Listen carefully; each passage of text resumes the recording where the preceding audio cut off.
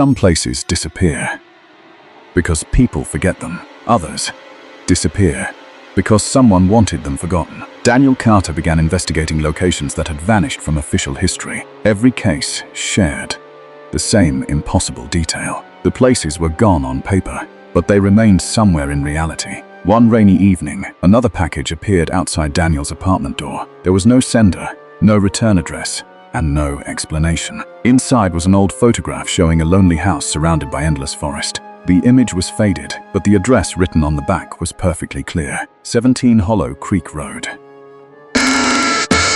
Daniel searched every public database for the location. No records appeared there.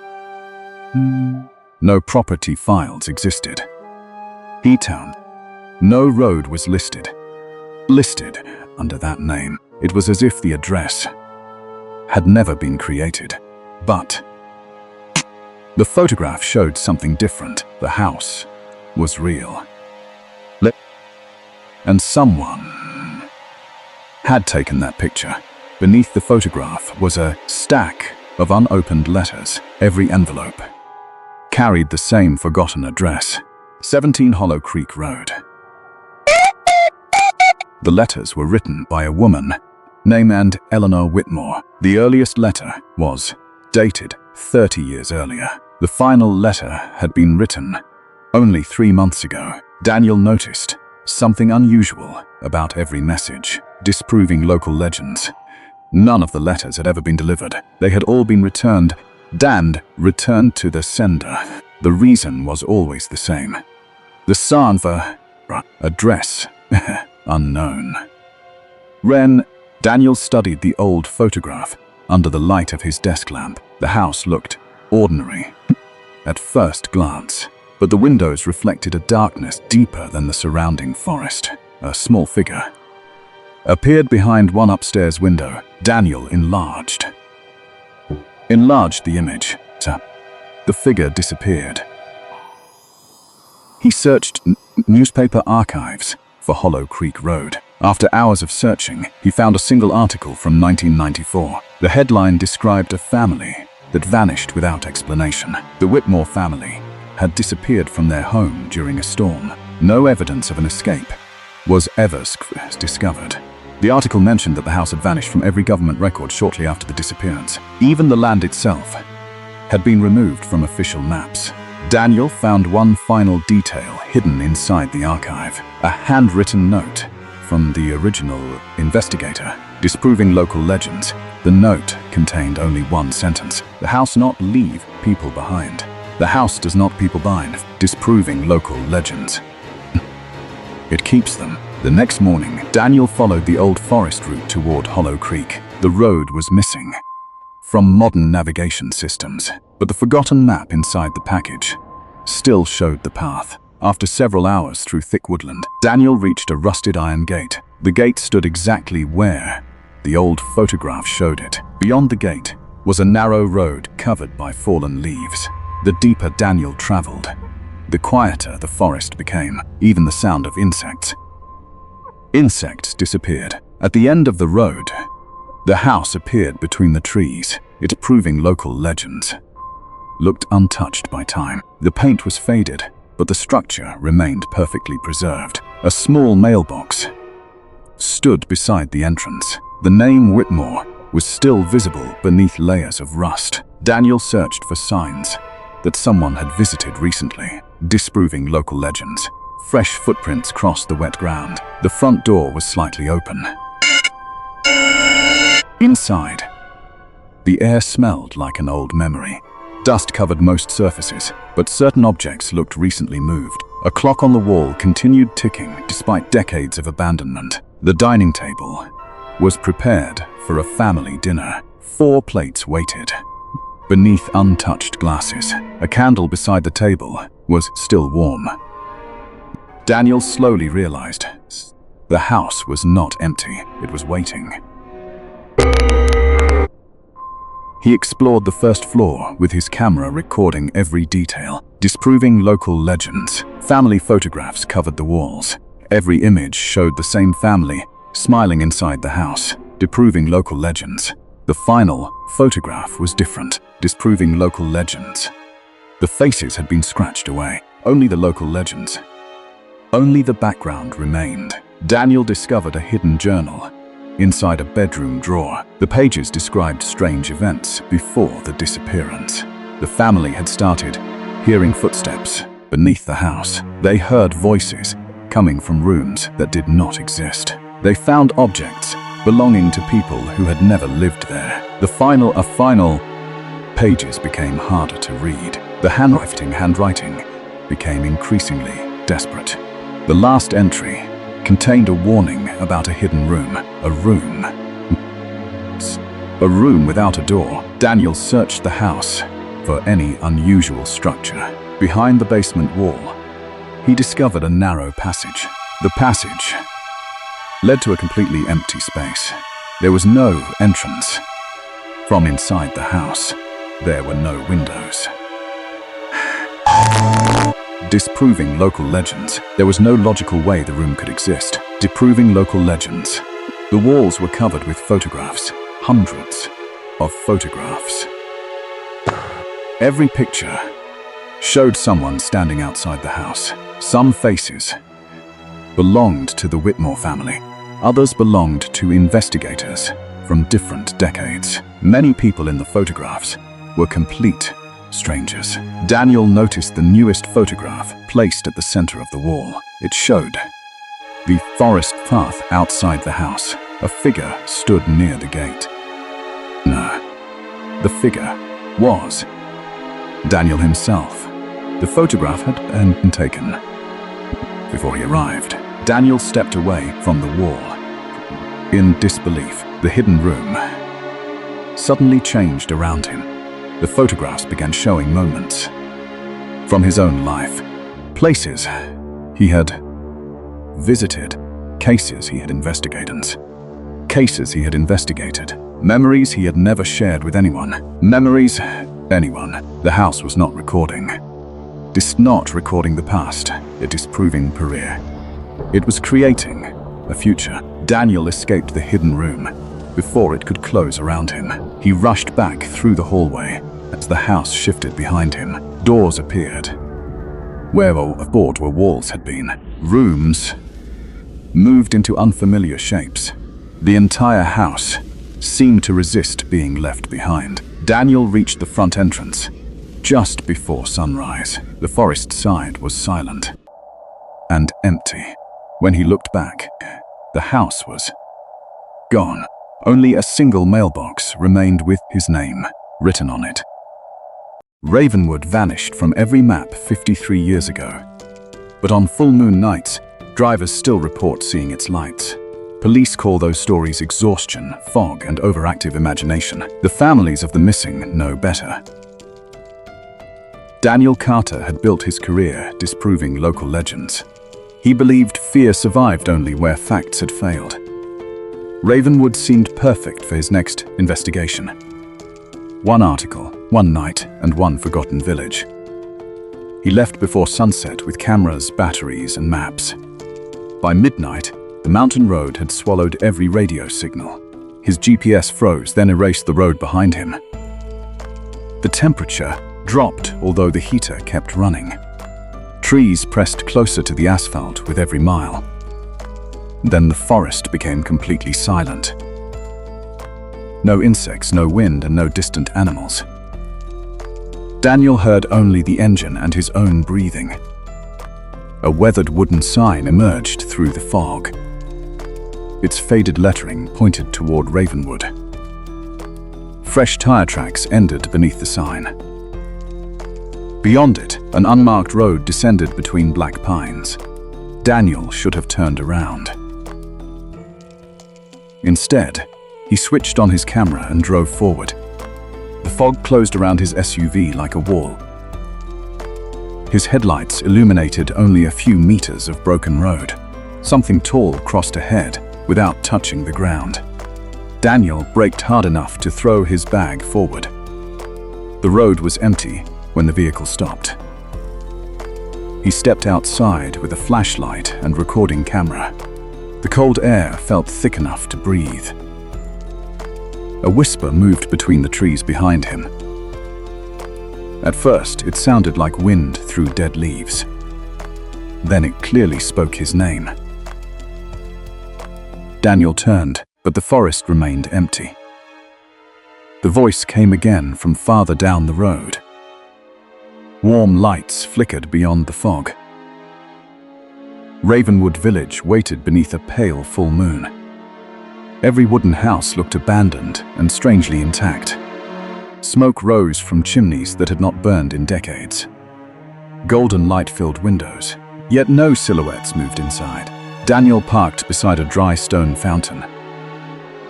The village clock read exactly 11:47. His wristwatch stopped at the same minute. His phone died despite showing a full battery. Even his camera display briefly showed tomorrow's date. A front door creaked open across the square. No wind moved the trees or hanging signs. Daniel called out and received no answer. Wet footprints appeared on the porch one by one. They stopped at the open doorway. A child's humming drifted from inside the house. Daniel raised his flashlight and entered. Dust covered the furniture like grey snow. A narrow, clean path crossed the dusty floor. Fresh footprints continued toward a dark staircase. A family photograph rested above the fireplace. Every adult face had been violently scratched away.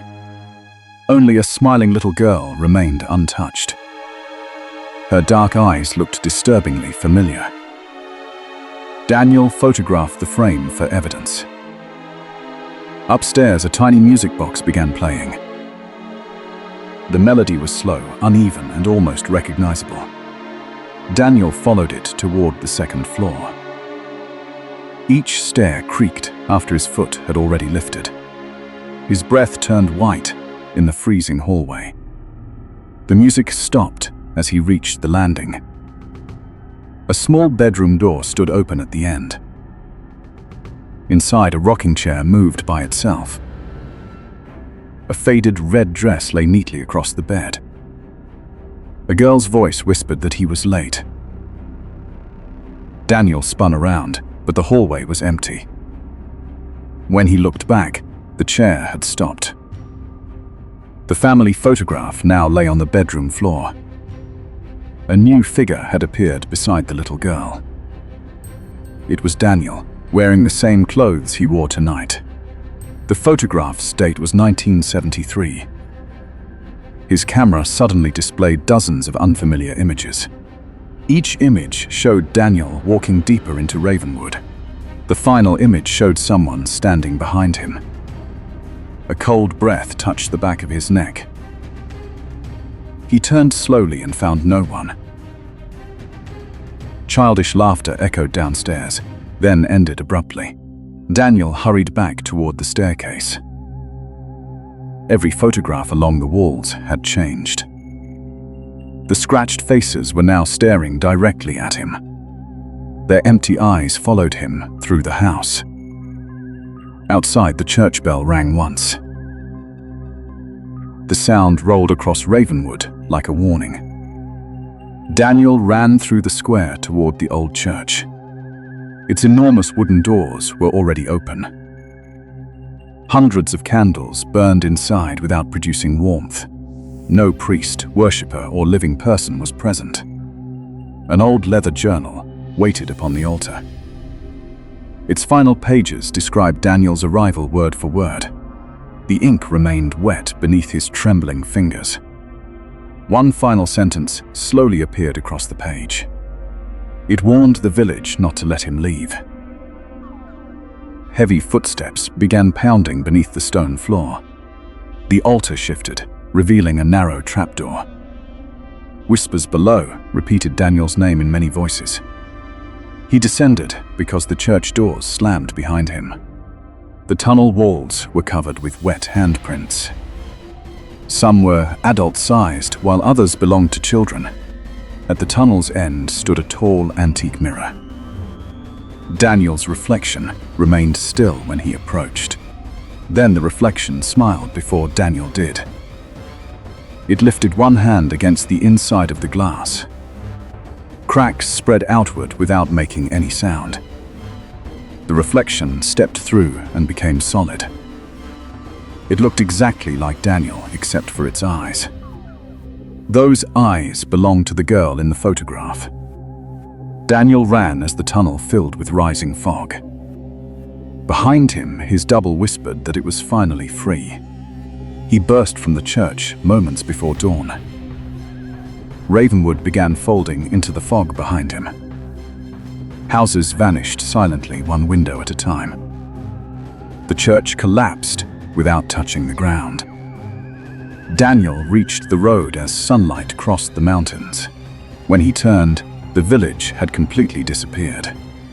Weeks later, Daniel's photograph appeared on a missing person poster. That night, Ravenwood's windows glowed again, and Daniel stood inside. Some buildings are abandoned because everyone leaves them behind. Others are abandoned because something inside refuses to leave. 3 nights after escaping Ravenwood, Daniel Carter received an unmarked package. It waited outside his apartment, beneath a flickering hallway light. The wrapping was damp. Although the corridor floor was completely dry, inside lay an old cassette and a folded architectural blueprint. The blueprint belonged to Blackridge Towers on the city's northern edge. Official records described Blackridge as a 12-story residential building, yet the drawing showed another level hidden between 12 and 14. That impossible floor had been circled repeatedly in faded red ink. Unit 1308 had been underlined so deeply that the paper had torn. Daniel placed the cassette inside an old recorder on his desk. Static filled the room before a frightened male voice emerged. The speaker identified himself as Leon Mercer, a former elevator technician. Leon claimed Blackridge had concealed 7 disappearances during a winter blackout. Every victim had entered the elevator shortly after midnight. Leon believed the missing residents had reached a floor erased from records. His final warning concerned voices that imitated people the listener loved.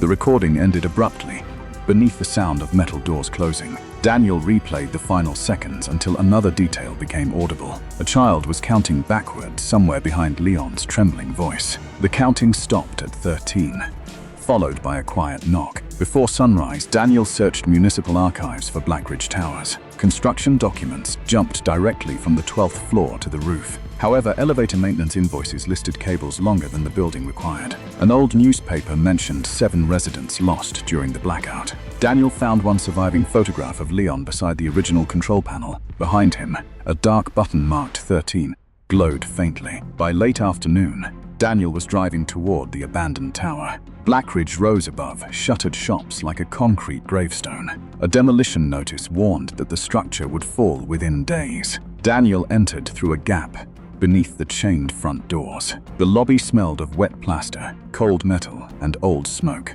Dust covered everything except a narrow path toward the elevator. An elderly caretaker stepped from the shadows behind the reception desk. Her name was Nora Vance, and she claimed the building remained occupied. Nora recognized Leon's blueprint before Daniel unfolded it completely. Her fear deepened when she noticed the circle around Unit 1308. She explained that her teenage son vanished during the 1986 blackout. Nora had remained nearby because she believed he might someday return. She denied the existence of a 13th floor with practiced certainty. Then she admitted the elevator occasionally remembered what the city erased. In the control room, Daniel discovered maintenance logs covered in red lines. Every deleted entry explained stop at exactly 12:13 after midnight. The same entries described cold air, distant music, and familiar voices. Nora urged Daniel to leave before darkness reached the upper windows.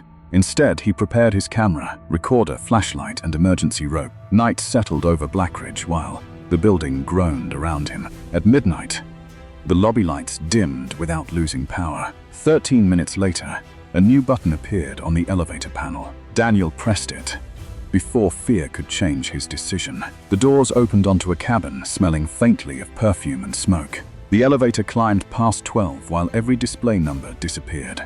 For several seconds, the cabin seemed suspended inside absolute silence. Then the doors opened onto a hallway, glowing with weak amber light. The corridor stretched farther than the width of Blackridge allowed. Apartment doors lined both sides beneath polished brass number plates. Somewhere ahead, an old radio played a song from another decade. A child laughed behind one door before becoming suddenly silent. Daniel stepped into the corridor, and the elevator closed immediately. The call button beside him crumbled.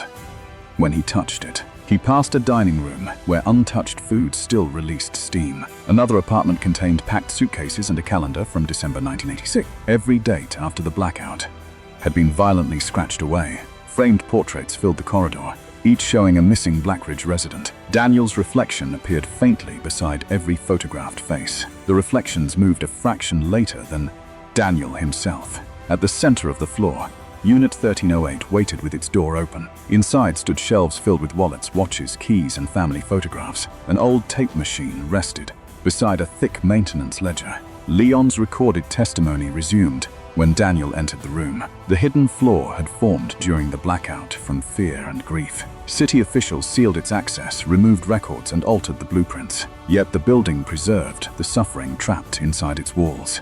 Leon believed the floor survived by offering visitors their deepest unfinished desire. Those who accepted the illusion slowly disappeared from the world above. Daniel opened the ledger and found names spanning 4 decades. The final entry already contained Daniel Carter's name beside Unit 1308. A second doorway opened behind him without making any sound. Beyond it waited Daniel's own office, exactly as he remembered it. Every unsolved case covered the walls in perfect chronological order. A folder labeled Final Answers rested beneath his glowing desk lamp. The room promised certainty about every disappearance Daniel had failed to explain. Photographs inside the folder showed him working there for many years. Each image made him older, thinner, and increasingly difficult to recognize. The final photograph showed an empty chair and a recorder still running. Daniel understood that the floor trapped people through completion, not violence. He closed the folder and stepped backward into the corridor. Every apartment door now stood open beneath rapidly flickering lights. Figures watched from the rooms wearing faces Daniel almost recognized. Nora appeared ahead, holding the hand of her missing teenage son. Her expression carried the exhausted relief of someone ending a lifelong search. The boy looked unchanged from the photograph taken 40 years earlier. His shadow stretched toward Daniel, while the hallway lights died. Daniel warned Nora through gestures, but she followed the boy deeper inside. The corridor lengthened, twisted, and rearranged every numbered doorway. Daniel unfolded the blueprint as its red lines began moving. A service staircase appeared behind Unit 1308 where no door had existed. He forced through the apartment while familiar voices called from every wall. The hidden stairwell climbed steeply through concrete, cables, and freezing air. Something followed below, copying Daniel's footsteps half a second late. At the rooftop hatch, he drove his shoulder against the rusted lock. Dawn wind struck him as the hatch opened above Blackridge. A line of frozen residents waited silently beneath the fading moon. One woman offered Daniel a ring of keys from the original elevator. The residents seemed less threatening than the darkness rising behind them. Daniel descended the exterior fire ladder as shadows flooded the roof. Several floors below, every waiting resident vanished at the same moment. He escaped through a broken 11th floor window and reached the lobby. Nora's desk was empty beneath dust that looked decades old. Outside, demolition crews claimed Blackridge had been sealed for 3 weeks. Daniel watched machines tear open walls he had crossed minutes earlier. The blueprint in his satchel no longer contained the hidden floor. Only a handwritten message remained, thanking him for remembering them. At home, Daniel reviewed photographs showing empty corridors and vacant rooms. The final image showed Daniel smiling from inside Unit 1308. A brass key marked 13 appeared inside his locked camera bag. Just before dawn, his apartment elevator stopped outside his floor. The hallway panel displayed a number his building had never possessed. From behind the closed doors, Daniel heard himself quietly counting backward.